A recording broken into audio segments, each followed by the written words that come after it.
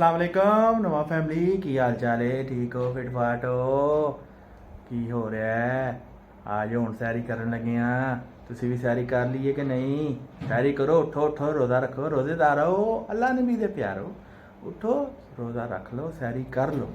ठीक हो गया हुण करने सैरी ते तुहानूं दिखाने अज साडी सैरी की है भाई फैमिली जनाब हुण सैरी का टाइम हो रहा है पिछे टाइम भी रह गया थोड़ा तो हूँ तुहानूं विखाने कि असीं सारी की खा रहे हैं तो आओ मूँह च पानी दवाने तुहाडे हूँ तुहानूं विखाण लगे सारी की बनया है आओ ये बनया जी अज सारी च बिरयानी मूँह पिछे करो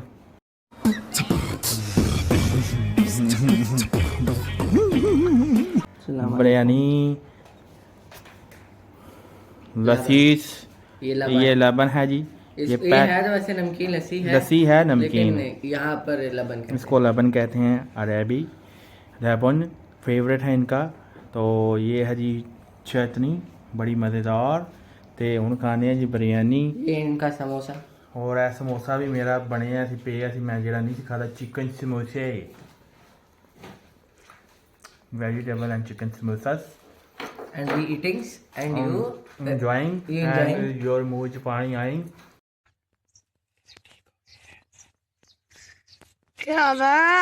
ਅਸੀਂ बिरयानी खाई इंजॉय करें ओके ज़्यादा चैनल सब्सक्राइब करें करना ओके करो ना हम खाने यार टाइम थोड़ा फिर तो मिलने बाद ओके आहो One eternity later. जी नमा फैमिली मेरी जान की हाल है ठीक हो फिट फाट हो हूँ जनाब रोज़ा खोलने का टाइम हो गया जाना हो पई ते रोज़ा खोलने नाल तुहानूं दिखाने खजूर दिओ जी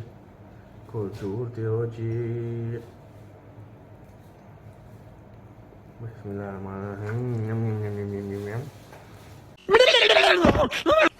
हूँ तुहानूं खाने अच्छा तारीफ की है दस खान आलू वाली टिक्कियाँ समोसियाँ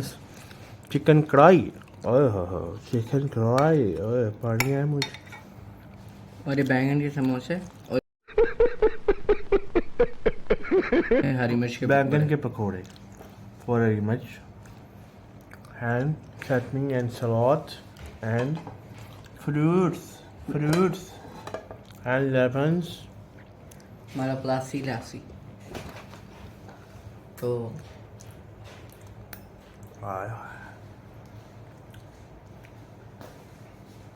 और ये समोसे पहले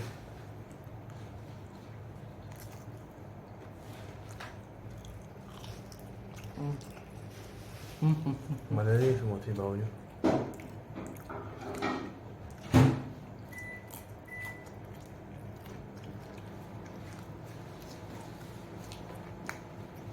मज़ा ही आ गया समोसे का मेरे को आया वो खाऊँ खा लेने पूरे रमजान में ये बेस्ट समोसा बनी थी मम्मी का क्यों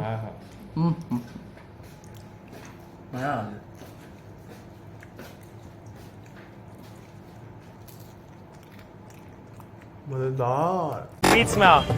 Mazadar. Yeah. Wow.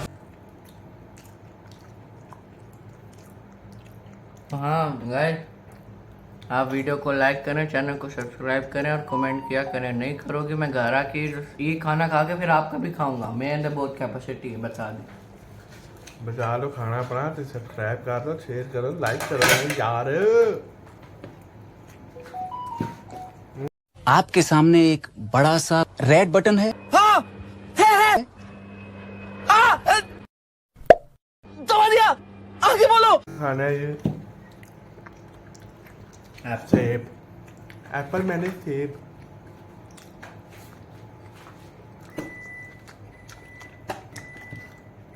हम खाने इंशाल्लाह तानू मिलने ओके हो गया आओ हमारे साथ हाँ जी नवाब फैमिली हूँ गल पता की चैनल पहली गल सबसक्राइब करो शेयर करो बैल आइकॉन को जरूर दबाओ ताकि मेरा व्लॉग तुहानू टाइम फिर मिल सके तीसरी गल अपने दोस्त एंड फैमिली को शेयर करो ताकि सानू मोटिवेशन मिले ना व्लॉग ज़्यादा ज़्यादा बनाइए तुहानू लभन तुसी भी देखो इंजॉय करो तो कमेंट जरूर दस्या करो कमेंट करके ਕਿ ਤੁਹਾਨੂੰ ਸਾਡੇ ਵਲੌਗ ਕੈਸੇ ਲੱਗ ਰਹੇ ਨੇ